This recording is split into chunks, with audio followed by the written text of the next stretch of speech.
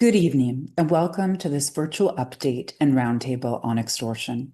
My name is Nina Krieger, and I'm British Columbia's Minister of Public Safety and Solicitor General. I'm pleased to be joining you from Victoria, located on the territory of the Lekwungen-speaking peoples, the Songhees and Esquimalt First Nations. Tonight's program is hosted by the British Columbia's Community Advisory Group on Extortion and supported by police of local jurisdiction and the BC Extortion Task Force. The extortion crisis continues to be our government's #1 public safety priority. Extortion threats and related acts of violence cause real fear for families, businesses, and the broader community. While police report that extortion cases have declined since January, work to combat extortion has not stopped. I would like to extend my heartfelt thanks to our policing and public safety partners with us today, who are working with great skill and dedication to bring extortionists to justice. Today, we are joined by the BC RCMP, the BC Extortion Task Force, the Surrey Police Service, the Abbotsford Police Department, the Delta Police Department, the Combined Forces Special Enforcement Unit, the Metro Vancouver Transit Police, and Canada Border Services Agency. Through recent arrests and removals from Canada, police and the Canada Border Services Agency are making meaningful progress in holding extortionists to account. We'll hear more about this shortly from enforcement partners. The province's approach has been guided by a commitment to strong, coordinated, and responsive action. This informed our establishment of the Community Advisory Group on Extortion to serve as an important connection between community and law enforcement. This group provides strategic advice to law enforcement, the BC Extortion Task Force, and government. It also ensures the communities are receiving clear, consistent, and timely information about safety, prevention, and available supports. The Community Advisory Group on Extortion is chaired by Paul Dadwal, a former RCMP superintendent and head of gang investigations with the Combined Forces Special Enforcement Unit, who will be our host this evening. This program will feature updates on the group's work to date and provide an opportunity for our partners to respond to questions from the community. This approach reflects our commitment to keeping the public informed with accurate, up-to-date information. I would like to thank the Community Advisory Group for its work over the past few months. Their efforts are an important part of our ongoing commitment to community safety. The province will continue to ensure that police have the tools they need to fight crime in our communities as we work to build a safer British Columbia for everyone. Thank you so much for joining us, and I will now turn the floor over to Paul Dadwal. Thank you, Minister, for your support. I'm speaking to you today from the territory of the Coast Salish people, including the Semiahmoo, Katsi, Coquitlam, Kwantlen, Kakite, and Tsawwassen First Nations.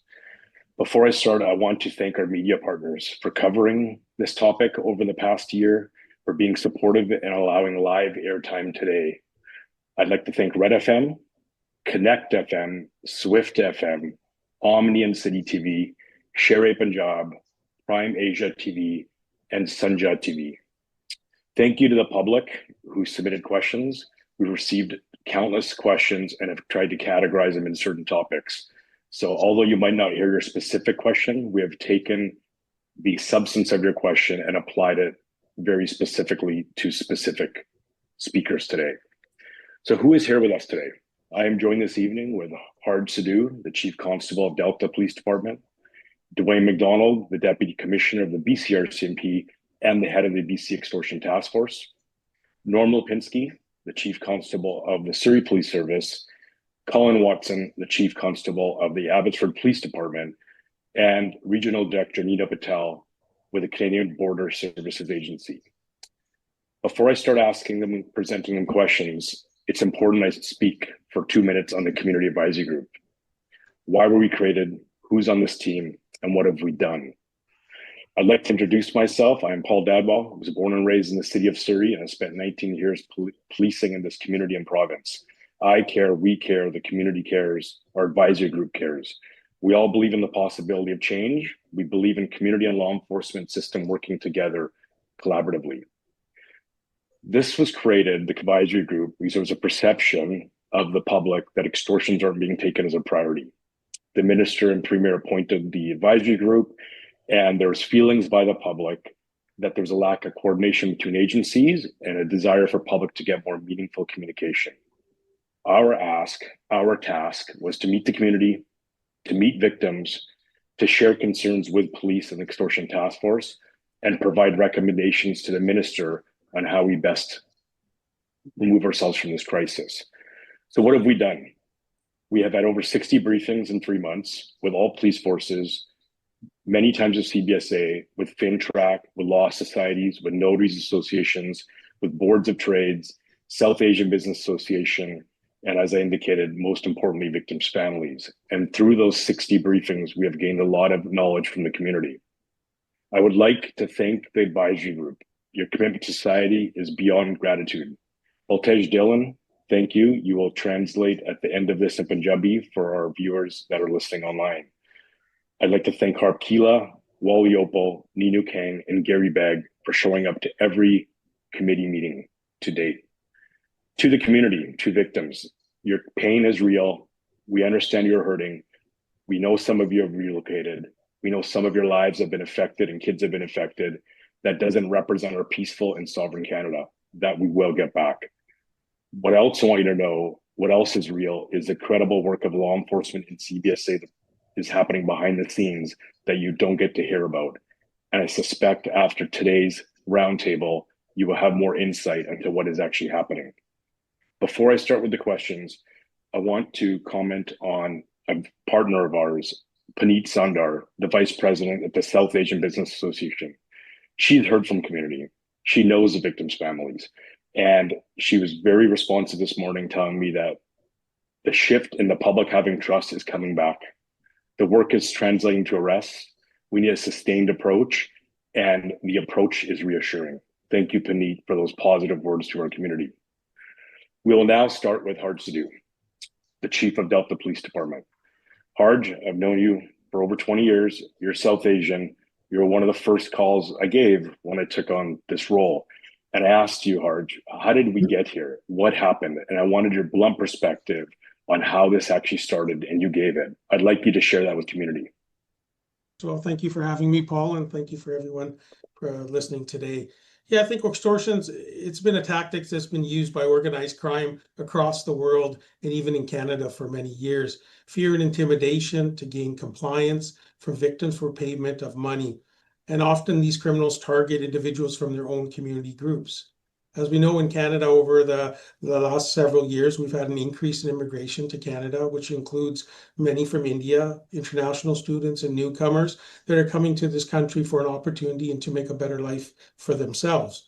Unfortunately, because of those pathways, organized crime is sophisticated enough to be used those networks to be able to get their individuals here and establish criminal networks within Canada. And as we know, organized crime is always evolving. They're using technology to expand their reach across borders. So essentially the globalization of crime. They're using encrypted technology that's available to everyone now. They're coordinating, and that allows them to coordinate their operations from across borders. And they have the means for financial pathways to move the money once they obtain it from victims. And those same tactics for an organized crime now being able to use these tools are now doing that in Canada and through threats, through shootings. Our South Asian businesses have come here, made a life for themselves, the individuals, and they've established successful businesses. And unfortunately, these organized crime people know that they do have money, so they become targets. Because at the end of the day, this is all about profit-motivated crime that they're doing. They're also have their networks here, but they're exploiting many of the newcomers that have come here, feel isolated, they have financial pressures, and they're being recruited very much like we have local vulnerable youth being recruited by organized crime here in our province and across this country. So I think that's what is kind of happening. So it's not a new crime. It's something that's been around for generations, but it's come here and it's allowed, with technology and the transnational abilities of organized crime, to be able to impact that here in our own communities. And that's what we're seeing over the last several years. And I just want to say that, this is an organized crime issue that's impacting the South Asian community. It's not a community issue itself, so that we can't lose sight of that. Thanks, Sarge. We'll be back to you in a bit. Next is Dwayne McDonald, the Deputy Commissioner of the BC RCMP. And Dwayne, you represent not only the task force, you represent the RCMP in BC, and for tonight's event, obviously, nationally. So we'll come back to you later more on the task force, because there was a lot of questions around that. But what's the latest intelligence, the data telling us about extortion activity in this province right now? Thanks, Paul. What we've seen lately at the beginning of this year until now is that there's an overall decrease in the amount of extortion-related activities that are occurring in British Columbia. We've seen this activity move across Canada, but right now in BC, we're experiencing not a lull, but a decrease. And I think this is directly attributable not only to the work of the Provincial Task Force, but the coordinated effort by all of the partners here that are on this call and others. We have had significant success in terms of charges laid, removal of suspects leaving the province of their own volition. But we've also seen an incredible increase in cooperation from victims, from community, and an increased awareness of just how these crimes occur. So while we're experiencing some positive impact from the coordinated efforts, I think it's very important to recognize that a sustained, prolonged effort coordinated across all police agencies, not only municipal, provincial, federal, but if required, international, is going to be necessary to continue to see the success that we've seen. In fact, if you look at the national picture, since early 2025, or 24, pardon me, the RCMP stood up the National Coordination Support Team, is responsible for providing intelligence and linkages with all police agencies across the country. And what we've seen now is the mobility of our suspects, the interprovincial nature of our organized crime groups, their decentralized model, and that this extortion crime is replicable and can be copycatted anywhere across the country. We have guns, we have vehicles that move interprovincially, we have suspects for hire, we have encryption, as was previously noted, and we have things like the dark web. So these are all the trends that we're seeing, not only in British Columbia, but nationally. And so as a result, police agencies across the country gather. We have a nationally coordinated effort. We're meeting here in Edmonton on Friday, and we're sharing intelligence across police agencies, but also with the Criminal Intelligence Services of Canada, the CBSA, FinTrack, and federal policing to hit this problem nationwide. Thank you, Dwayne, for highlighting that extortions are considerably down and the police are going to continue this sustained approach. Next, we have Norm Lipinski, the Surrey Police Chief. Norm, we know it's a national problem. It's a provincial problem, but in this province, Surrey is the epicenter. The public often gets to only see news releases on arrests. And I know you've been out there engaging with community considerably. The Community Advisory Group was very impressed with the briefing of Project Assurance. Can you advise us what preventative strategies are being deployed that the public doesn't see on a day-to-day basis? Yeah, great question. Thank you, Paul. All agencies have their version of Project Assurance, and we determined early on that you have the investigative stream, and that carries on with the good work of the men and women on the front line and the provincial task force, making arrests and so forth. But there's another stream, and that has to do with prevention, disruption, and victim care. And so one of the things that we do is that we deploy members during the daytime at high-risk locations, but a lot more police officers at nighttime, specifically between midnight and 6 in the morning, to these high-risk locations. And what does that mean? That means that there are some plainclothes officers out there overnight. That means there's a lot of uniformed officers out there. And they go and do checks in the residences or the businesses, and they check them many times throughout the night. Sometimes at certain locations, we are there overnight parked out front. and that is to give that reassurance, that public trust that we are there for the community, that we protect the community. We also have cameras, and some of the cameras you may see, they're trailer cameras, but we have a lot of covert cameras because we can then get descriptions of anybody that may be suspicious, or we get license plate numbers, etc. So that is very, very important. The last piece of this, Paul, is the victim care. All agencies are really concerned about the effects of this on the family. Even just receiving a threat, we understand and appreciate the fear, the anxiety. And so our victim care team goes out and talks to and puts together safety plans, and also just is there, is that contact, a phone call away. We update safety plans. We ensure that we have the right information from the family, all members of the family, anybody else that may be associated to that house or business. It's that extra step to care for the community. And that's what Project Assurance is all about. We also were fortunate that we disrupted some activities that led to some arrests. And so we're out there every night, and we have some people out there during the daytime as well, checking in on all the residences and the businesses. Thank you for that question. Appreciate it, Norm. We'll be back to you shortly. Next is Colin Watson, the Chief of Abbotsford Police Department. Colin, when I took on this role, I called you and I said, look, there's people in the community that want our own community, our own businesses to stop paying. And you were very blunt and honest about it. You said, we want police to stop paying as well. So if you could walk us through what your views are on members of the community paying extortionists and what that's actually going to do to this crisis. Yeah, certainly, Paul. Thanks for the question. Plain and simple, our recommendation is to not pay extortionists. As Chief Sadhu mentioned earlier, part of the reason why these crime types are successful is that they're profitable. They're putting dollars into the pockets of these extortionists. And while I understand why victims may feel that the quickest way to deal with an extortion threat may be to pay an extortionist to ensure the safety of their family, to ensure the safety of themselves or their businesses, more often than not, paying an extortion will ultimately lead to another request or an even larger request. So while it may seem like that's a simple solution to move this forward and put this issue behind, it's very unlikely that that would be the case.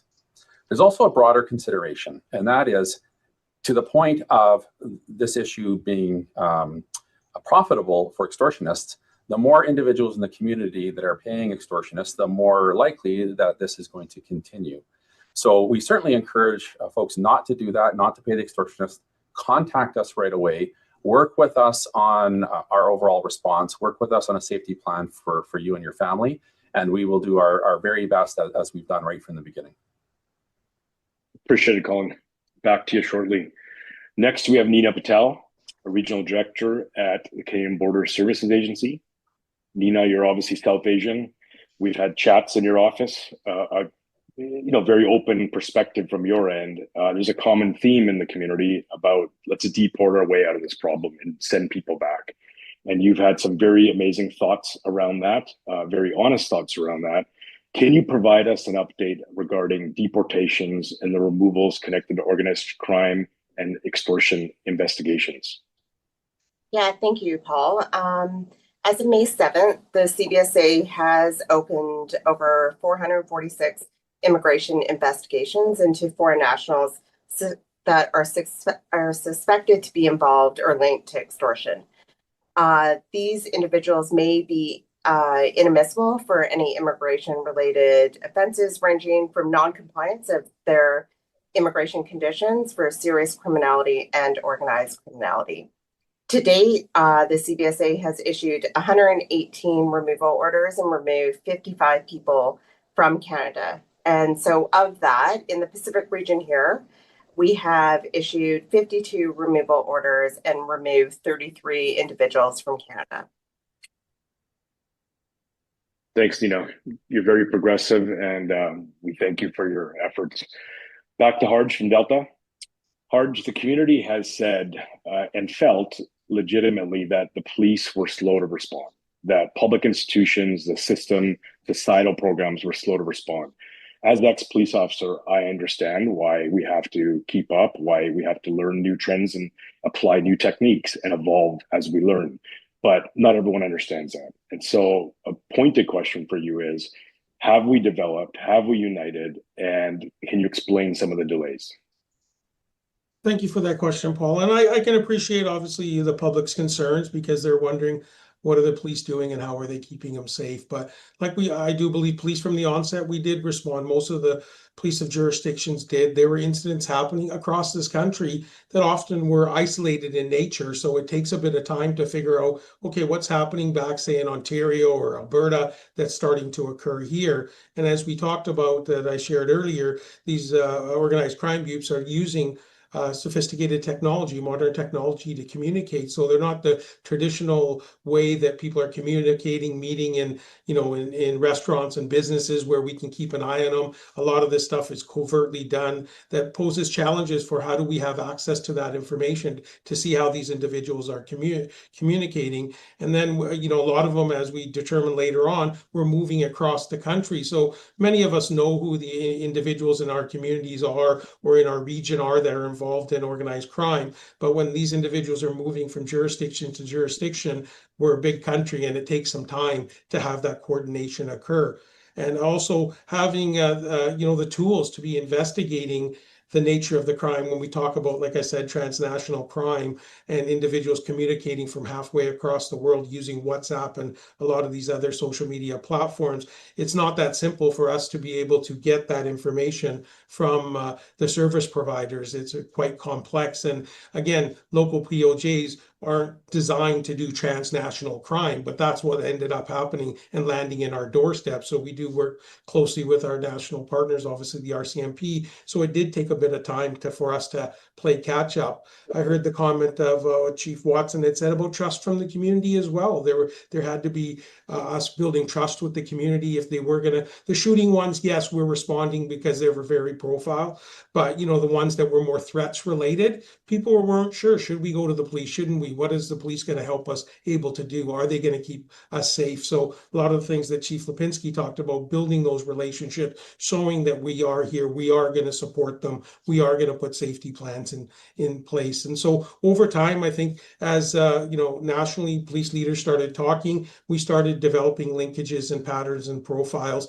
that eventually led to all of the stuff that Deputy Commissioner McDonald talked about, the Extortion Task Force in British Columbia, that all of my partners here have people there. We have weekly meetings amongst each other. What are best practices? What are intelligence? As Deputy McDonald just mentioned, we're meeting in Edmonton later this week. We met her about a month ago here in Surrey from police leaders from many of the jurisdictions being impacted by this so that we can have those immediate open lines of communication, let alone all the work that our teams are doing on a daily basis to address this issue.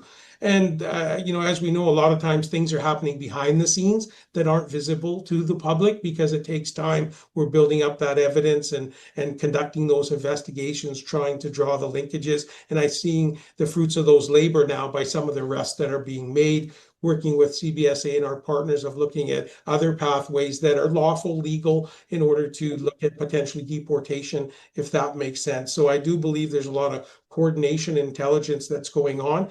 Did it take us a bit of time to play catch up? Absolutely. Organized crime, they evolve quickly and policing has to do that as well.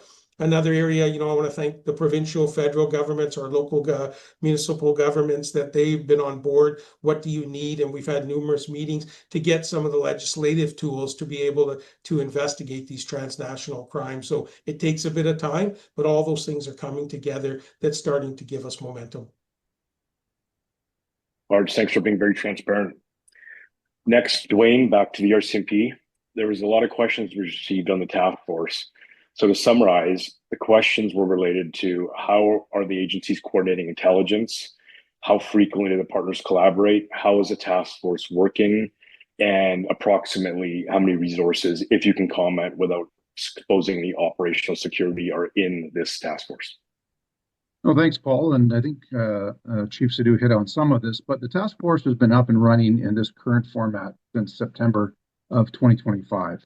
It's made up of 40 full-time personnel from a variety of police agencies. So all the police agencies that are here on this call, the Surrey Police Service, Abbotsford, Delta, Transit Police, Victim Services from each of those areas, the Combined Forces Special Enforcement Unit, Federal Policing, and many others. But in addition to those core investigative bodies that are provided by the police agencies, we also have multiple specialized resources provided by not only CFSU, but federal policing. So agencies and units such as surveillance specialists, gang enforcement teams, covert assets, which I won't get into too much, interview teams, police service dogs, air services, the helicopter, BC Highway Patrol, the emergency response team. So I think it's important for the public to realize that while the task force may not be public-facing in many cases, there is a juggernaut of police resources behind the scenes that are tackling these crimes. Currently, participants have introduced to the task force about 36 investigative files that are actively being pursued right now, with many more in the queue. The task force focuses on the higher tier level of extortion groups, those that are committing more than one offense and maybe multi-jurisdictional in their approach. We've been successful in receiving charges on 9 individuals to date, and we are continuing to advance charges in many areas. Thank you very much, Dwayne. Norm, back to Surrey. I actually have 2 questions for you, cognizant of time. I will start with question number 1. Anytime there's a shooting, and this applies even when I hear it and I wake up in the news, people first think, is it extortion related? And they make the assumption. What can police do, or what are police doing early in the investigation to advise the public on whether they believe in the early stages if it's extortion related or not? Yes, thank you very much. Very good question. So when we get a call of a shooting, of course, our frontline members respond, but also the duty officer, senior officer, responds to the scene as well.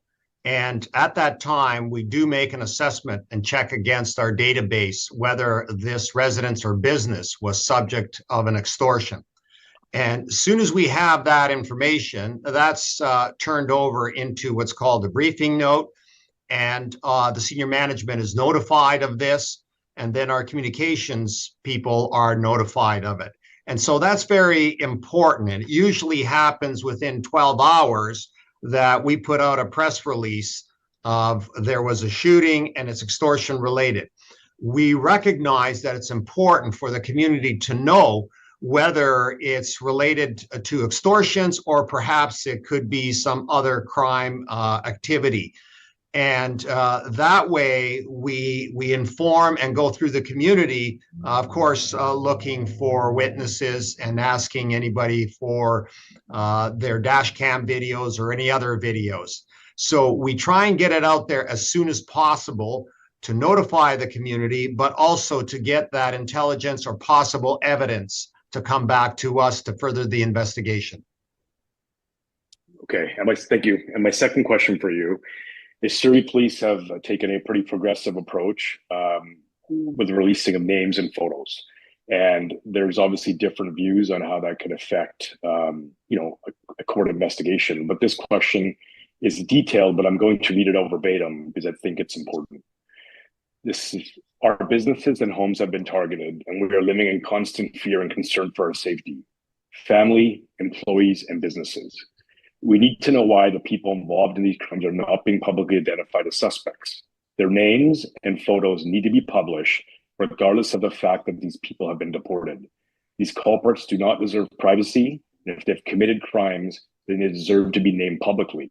The governments have a mandate and support from the people for such information release, and these laws that protect the criminals need to be changed. If the present government is not capable of making such legal amendments, then they should publicly state their position, let the voters decide if they will accept or reject government policy. It's probably one of the most common questions that I receive. And we have to be very cognizant that we have to adhere to the law in Canada. And I'm speaking specifically to the criminal code and all the evidentiary requirements of the criminal code.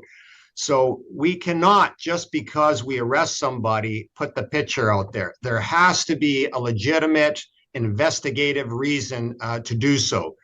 So the Surrey Police Service and other agencies have walked through the need or the investigative steps that may be required to go through before we release the photo. And what we're specifically looking for is to move that investigation forward.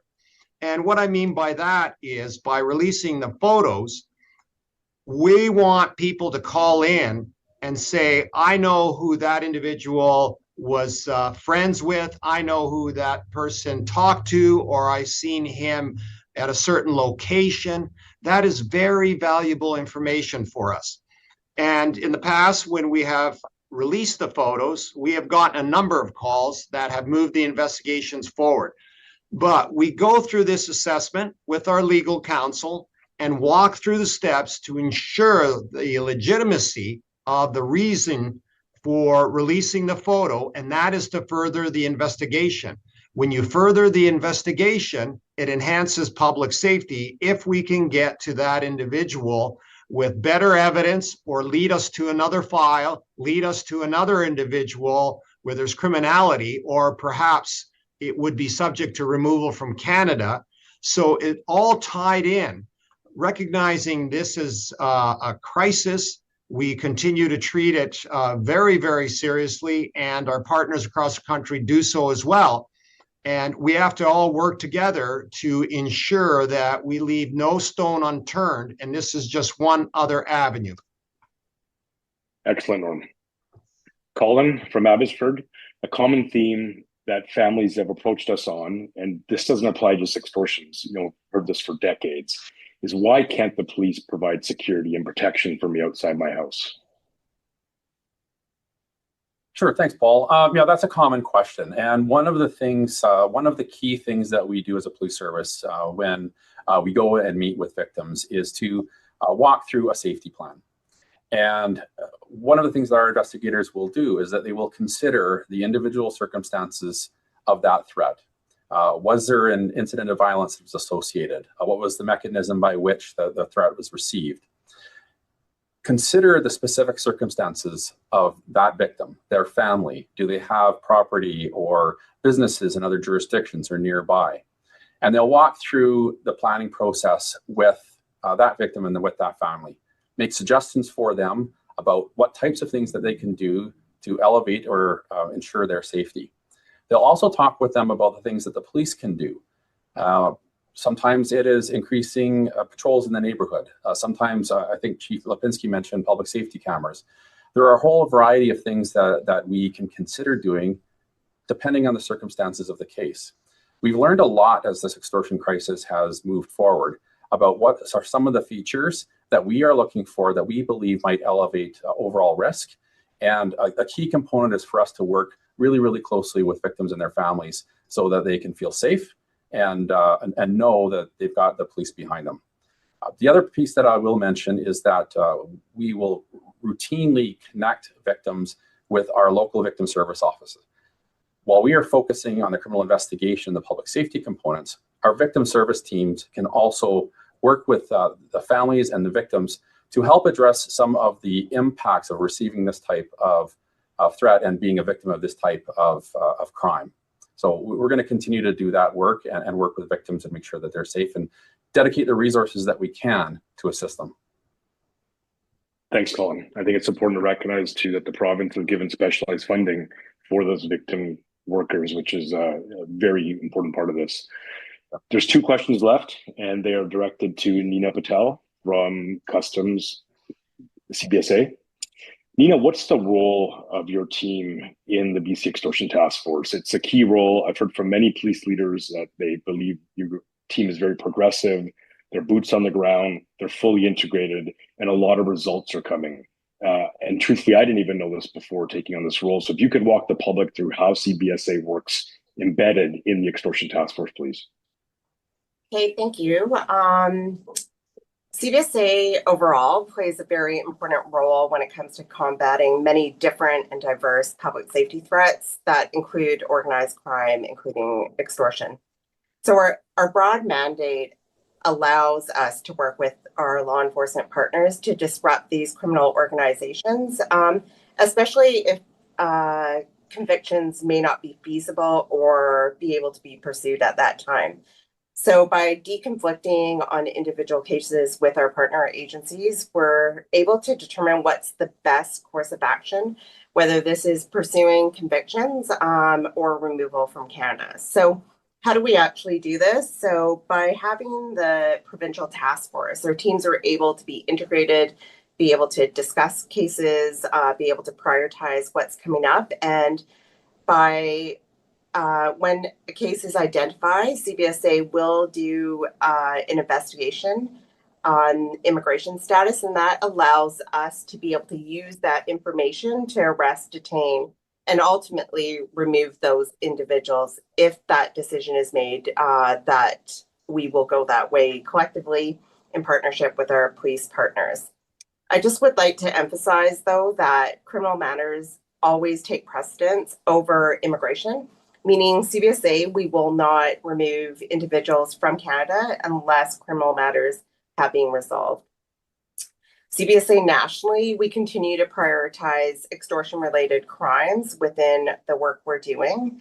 And while we've shown a lot of positive outcomes that you spoke to, we're also learning a lot. And we do recognize there's still a lot more that we can do and we need to do that incorporates the community, the police partners, legislative and policy changes. And, you know, Hart spoke to it earlier, the complexity of these networks continue to evolve, which is why it's absolutely critical that we continue to learn from each other and evolve as well. Thank you. Thank you, Nina. Last question. Nina, why doesn't CBSA publicly post photographs of individuals who have been deported? Yeah, you know, simply put, I know this is very frustrating for many. However, a person's immigration information is considered personal information and is protected under the Privacy Act. Strict criteria is used to look at them, and it's not that CBSA is adverse to it. We do put it through a process in order to see what we can and cannot release to the public. And if it meets that criteria, we are very much open to being able to do that. Excellent, thank you. Before I turn it over to Baltej, who will translate and summarize this in Punjabi for a few minutes, I would like to conclude by saying this is a national issue. Lessons have been learned, wisdom has been gained, systems have clearly adapted, and teams are united. In our view, the real victory isn't when police just make more arrests or when we make more deportations, although that will build confidence.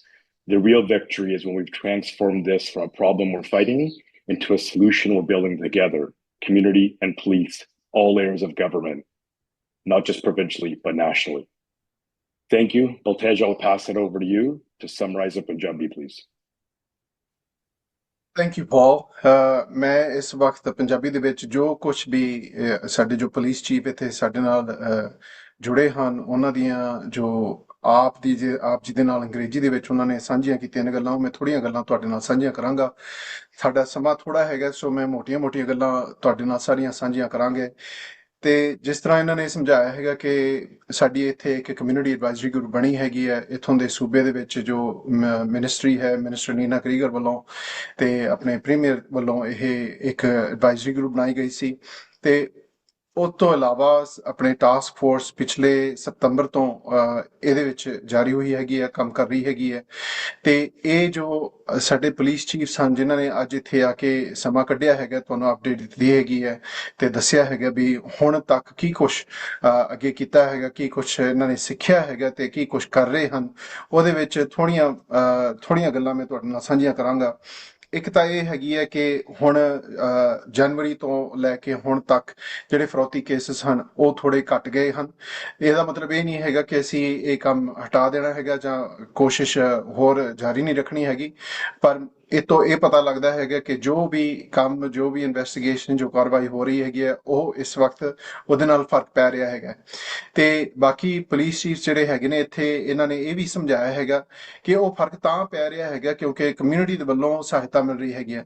ਜਦੋਂ ਵੀ ਕੋਈ complaint ਦਿੰਦਾ ਹੈਗਾ ਜਾਂ ਕਿਸੇ ਦੇ ਨਾਲ ਵੀ ਇਹ ਫਿਰੌਤੀ case ਹੁੰਦਾ ਹੈਗਾ, ਜੇ ਤੁਸੀਂ ਅੱਗੇ ਆਉਂਦੇ ਹੋ ਤਾਂ ਉਹਦੇ ਨਾਲ ਇਨਫੋਰਮੇਸ਼ਨ ਵੱਧਦੀ ਹੈਗੀ ਹੈ, ਤੇ ਉਹ ਇਨਫੋਰਮੇਸ਼ਨ ਦੇ ਨਾਲ ਜਿਹੜੇ ਸਾਡੀ ਇਨਵੈਸਟੀਗੇਸ਼ਨਸ ਆ ਉਹ ਵੀ ਵੱਧਦੀਆਂ ਹੈਗੀਆਂ ਨੇ। ਸੋ ਉਹਦਾ ਵੀ ਬਹੁਤ ਫਰਕ ਪੈ ਰਿਹਾ ਹੈਗਾ, ਕਿਉਂਕਿ ਇਹਦੇ ਜਿਵੇਂ ਜਿਵੇਂ ਸਕਸੈਸ ਮਿਲਦੀ ਰਹੀ ਹੈ, ਜਿਵੇਂ ਜਿਵੇਂ ਗ੍ਰਿਫਤਾਰੀਆਂ ਹੋ ਰਹੀਆਂ ਹੈਗੀਆਂ ਨੇ, ਤਿਵੇਂ ਤਿਵੇਂ ਸਾਡੀ ਕਮਿਊਨਿਟੀ ਦੇ ਵਿੱਚ ਵੀ ਥੋੜੀ ਆਸ ਪੈਦਾ ਹੋਈ ਹੈ ਵੀ ਹਾਂ ਵਾਕਈ ਇਹ ਕੰਮ ਚੱਲ ਰਿਹਾ ਹੈਗਾ।